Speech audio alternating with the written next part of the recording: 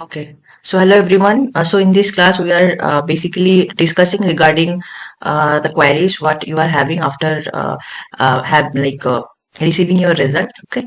So we have already discussed some of the aspect after getting only PhD or PhD only qualification in your result, what exactly you should do. So yes, इसमें only 1 year duration होगा and आप चाहे तो इसमें form fill up कर सकोगे and 1 year के अंदर आपको इंटरव्यू में बैठना पड़ेगा एंड कोई भी अगर इंस्टीट्यूट हो गया आपका अगर रिजल्ट में आया basically after they are choosing you basic in your like the list has been received and you have your name on that, so go for the PhD option. Okay, and ये देख लेना कि at least 8,000 जो usually मिलता है हर institute में grant, not in every institute you can expect research grant. This is basically you have to know beforehand that if they are providing you or not. So ये आपको खुद से जानना होगा कि जो भी इंस्टीट्यूट के लिए आप अप्लाई कर रहे हो क्या वो कोई भी स्पेसिफिक मॉनिटरी जो भी है फेलोशिप और रिसर्च ग्रांट ऐसा कुछ दे रहा है या नहीं. ठीक है, तो ये हमने ऑलरेडी डिस्कस किया हुआ है. नेक्स्ट आपका ऑप्शन हो गया असिस्टेंट प्रोफेसरशिप और लेक्चरशिप. ये एक इंडिविजुअल क्वालिफिकेशन है जो आप पीएचडी के साथ साथ आपको मिलता है, PhD only plus assistant lectureship. तो इसमें आप समझ ही रहे हो ये ज्यादा इंपॉर्टेंट है एंड इसमें एडवांटेजेस ज्यादा होगा, लेकिन इसमें भी कोई यूजीसी कोई भी रिसर्च ग्रांट आपको प्रोवाइड नहीं करेगा, ये एक दिक्कत है.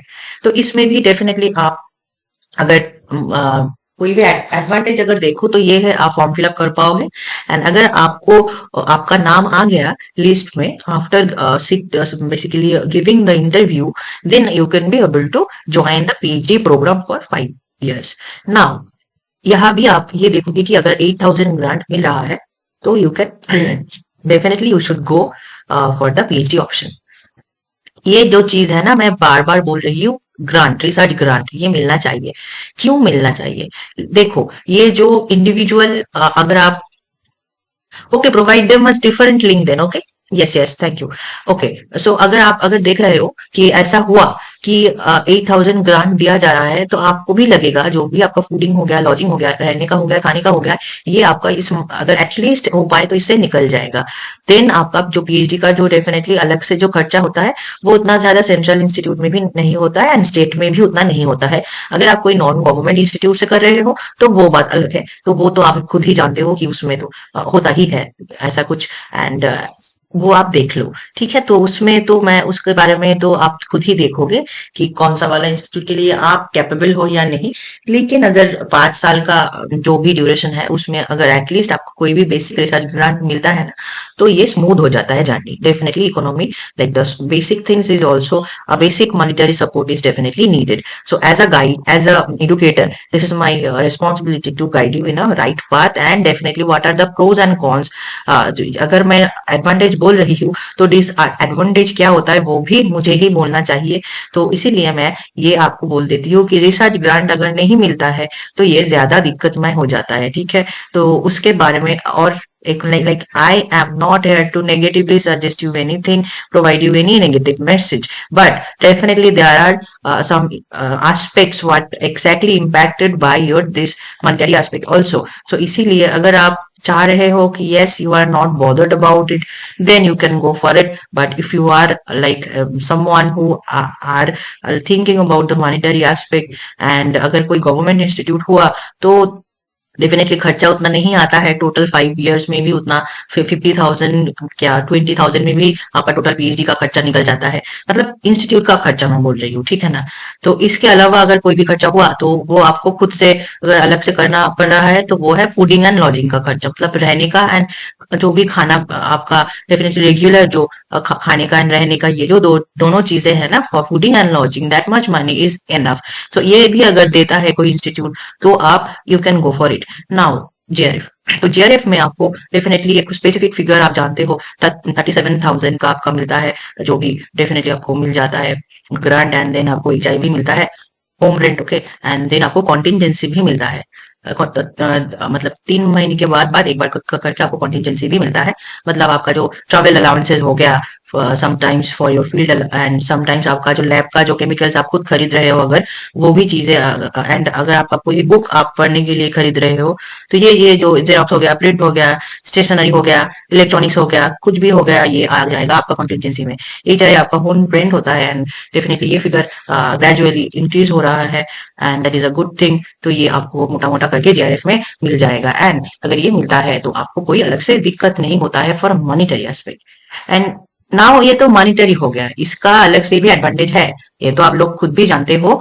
The percentage is the basically आपका जो एजुकेशनल आपका जो मेहनत वो दिखता है जेआरएफ के मार्क्स पे भी, कि yes you have done some good thing, like according to your आपका जो हो गया, आपका जो स्कोर बोर्ड होगा उससे भी definitely whenever you are going to somewhere for PhD application, people are also definitely going to see that yes, if you are having all the qualifications like LS, JRF and PhD only or not, so अगर आपके पास तीनों के तीनों है, then definitely आप ज्यादा आपको एक अलग सा एक एडवांटेज मिल जाएगा।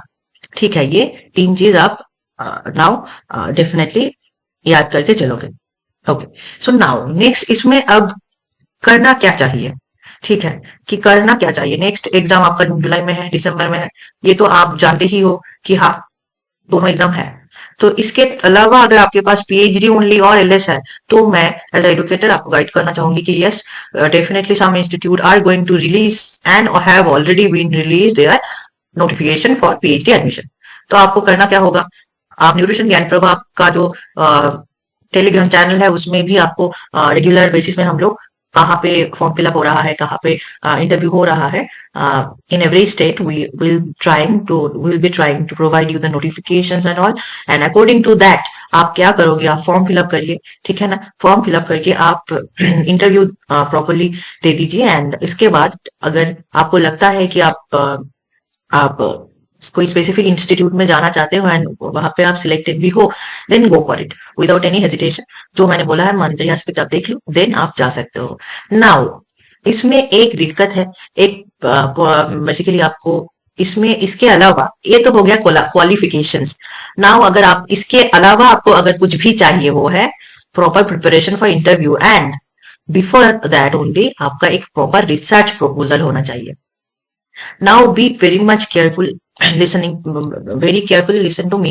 First thing, if some institute have provided their proper brochure like how to make, बस मतलब आपके रिसर्च प्रपोजल में होना क्या चाहिए, अगर बोला होगा उन लोगों ने कि ऐसा बैकग्राउंड स्पेसिफिक 20 लाइन्स में होना चाहिए, ऐसा एक एब्स्ट्रैक्ट और एनीथिंग लाइक दोनों लाइक एडवांटेज और सॉरी ऑब्जेक्टिव्स आप लिखो, कोई 4 और 5 ऑब्जेक्टिव्स आप लिख सकते हो, ऐसा करके आप अगर बोला होगा। देन अगर बोला जाए कि फॉर एग्जांपल आपको right now why exactly your research is like even valid और इवन वैल्यूएबल राइट नाउ, तो उसको बोला जाता है आपका basically importance of your research, ऐसा करके एक सब पॉइंट आएगा। तो ये भी आपको बोलना होगा, ऐसे कोई रैंडम कुछ भी लाके आप नहीं दोगे। मतलब आपको लगता होगा definitely you are having the full liberty like what exactly you are willing to do with your like this individual research proposal thing. आपका जो भी इच्छा है वो आप कर सकते हो, लिबर्टी भी है, लेकिन ये जो चीजें है ना लाइक आपका रिसर्च कितना वैल्यूएबल है, is it even valuable enough to do, ये चीज आपको डेफिनेटली याद रखना होगा। ओके, अगर ये नहीं हुआ तो आप ऐसे ही कुछ रैंडम लिख के ले जाओगे तो वो एक्सेप्टेबल नहीं होगा, एंड ये आपको लाइक कोई भी बताएगा नहीं, लेकिन ऐसा ही होता है। ठीक है, if they are thinking like if they are not considering your research as important even, then they are not going to proceed you, like that is not even valuable. आपको मतलब उन लोगों को लगेगा कि हाँ कुछ भी लेके आ गए हो, मतलब ये नहीं होना चाहिए। इनफैक्ट अगर उन लोगों के मन में आएगा भी ना, मतलब ना स्कोर भी, मतलब जो भी आप बोलो वो लोग अगर कन्विंस नहीं होंगे, मतलब प्रैक्टिकल एस्पेक्ट अगर आपने फॉलो नहीं किया होगा, तो that is not very good for the selection purpose. ये आपको याद रखना होगा। तो 2-3 पॉइंट आप मान के चलो, एक प्रॉपरली आप एक टाइटल जो भी होता है वो आप मैं ये मोटा मोटा करके 2-3 चीजें आप लोगों को बोल रही हूँ, लेकिन इसका मतलब ये नहीं है कि यही होगा। मैंने बोला है कि अगर इंस्टीट्यूट ने कुछ स्पेसिफिक ब्रोशर सेट किया होगा कि ऐसे रिसर्च प्रपोजल बनाओ, we do know as a already as a senior research fellow, I do know that what are the basic followed in every case. So that is another aspect. But for you as a initial like a fellow or a research enthusiast, you have to follow whatsoever the protocol or basically point they have given you to make sure that you have been chosen by them. So ये आपको खुद से ही make sure करना होगा, and उसके लिए आप वो अगर देखोगे कि हाँ उन लोगों ने कुछ बोला है तो सही है, अगर नहीं बोला होगा तो आप एक स्टैंडर्ड होता है वो फॉलो करेंगे, ठीक है। तो ये रिसर्च प्रपोजल के लिए हम एक अलग से सेशन रखना चाहेंगे, वो सेपरेटली सब लोगों को मतलब बताया जाएगा जो भी already as we know that who have already been qualified for UGC Nigeria, वो पीएचडी ओनली हो गया या असिस्टेंट प्रोफेसरशिप हो गया, एंड तीनों एक साथ, और डेफिनेटली जूनियर रिसर्च फेलोशिप हो गया। तो आप सभी लोगों को we will inform with in 2 days that if we are possibly coming with a session in which we are definitely going to guide you that how specifically you have to write a research proposal, like whatever the purpose, whatever the rules specific there, and the basic standard जो follow किया जाता है वो हम लोग आप लोगों को अच्छे से सिखाएंगे क्लासेस में। एक 5 और 7 days एटलीस्ट यही इसके अंदर ही हो जाएगा। ये एक सेशन आप लोगों के लिए हम लोग लाएंगे, एंड उसका जो स्पेसिफिकेशन होगा वो भी बोला जाएगा, ठीक है। तो last but not the least, जो भी आपको मिला है क्वालिफिकेशन में, उसके बेसिस पे आप एक डिसीजन, समटाइम्स आप मैसेज में already some of you have asked me, तो ये जब रिकॉर्डिंग आप लोगों को शेयर किया जाएगा तो उसके बाद आप लोगों को क्या लग रहा है, इसके अलावा भी अगर कोई क्वेरी है, so basically due to some late update, some of you are unable to join. So for that recording, we will definitely we will also provide this recording in YouTube also. So please do watch this video carefully, and do let me know in the comment section also that if you are willing to join the research proposal making session. And for that, if all of you are willing enough, then we will be definitely going to a proper session will all of the aspects will be followed, and a proper session like a 5-day session will be formed, and according to that everything will be properly notified, and a proper update will be given to you. Okay, so आप लोग हम लोगों को अगर आप लोगों को लगता है कि हाँ this is important for you, then do let us know after seeing in the video. Okay, and अगर इसके अलावा आपका कोई भी क्वेरी होगा, आप वो भी कमेंट सेक्शन में लिखिए, and definitely after getting your message we will definitely provide the update, okay, immediately after getting the message. So thank you everyone. I think some of the aspect definitely clear. We have clear in your mind. A proper concept we are able to build up, and a proper discussion नहीं हो पाया, proper discussion has to be done, but ये नहीं हो पाया due to some reason, but it's okay. आप message में हम लोगों को इन्फॉर्म कीजिए, सभी लोगों को बोला जा रहा है जो भी वीडियो देखेगा, एंड आप ये शेयर कर दो वीडियो जिन लोगों को मतलब who are unable to join due to some of the aspect like what's the technical issue and all. लेकिन yes, this video is very much important. Do let us know if there are any other query. Okay, so thank you, and basically जो जो चीज हम लोगों को लग रहा था वो हम लोगों ने आपको बता दिया है, एंड इसके अलावा जो भी होगा वो भी हम लोग अलग से